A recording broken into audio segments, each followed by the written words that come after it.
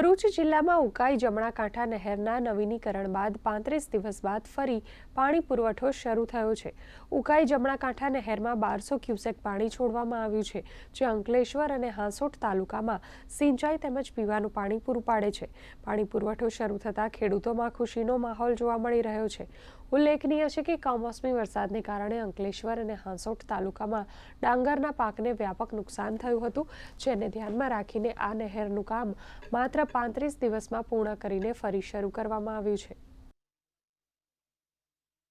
ખેડૂતોએ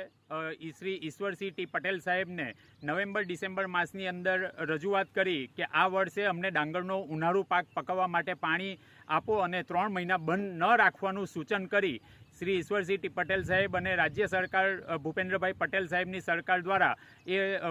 1 મહિનો બંધ રાખવાનો નિર્ણય કરતા ગતરોજ તારીખ 9થી પાણી છોડવામાં આવ્યું છે અને ખેડૂતો ડાંગરનો વાવણીનો સમય ચાલુ થઈ ગયો છે અને વાવણી કરતા સહર્ષ અનુભવે છે। એ બદલ શ્રી ઈશ્વરસિંહ ટી પટેલ સાહેબનો ખૂબ ખૂબ આભાર। ગત ચોમાસાની અંદર માવઠું થવાથી ડાંગરના પાકમાં અમને અતિરિક્ત નુકસાન થયું છે અને એ નુકસાન ભરપાઈ નહીં થાય એવી ખોટ હતી, પણ ને એવા સંજોગોમાં ઉનાળુ ડાંગર કરવાની અમારે તૈયારી હતી, પણ ઉનાળુ ડાંગર માટે પાણી જોઈએ, એ પાણી નહેરમાં વળાવવા માટે થોડો વધારે સમય લેવાનો હતો, પણ માનનીય શ્રી ઈશ્વરસિંહભાઈને રિક્વેસ્ટ કરવાથી એમણે નહેરની નવીનીકરણનો સમય થોડો ટૂંકાવી ને અમને ઉનાળુ ડાંગર માટે પાણી આપવાની અમારી રિક્વેસ્ટ સાંભળી અને અત્યારે હાલમાં નહેરમાં પાણી ચાલુ છે ને એ પાણી ચાલુ થવાથી હવે ઉનાળુ પાક કરી શકીશું ને અમને આર્થિક રીતે સારો ફાયદો થશે એવી અમને આશા છે।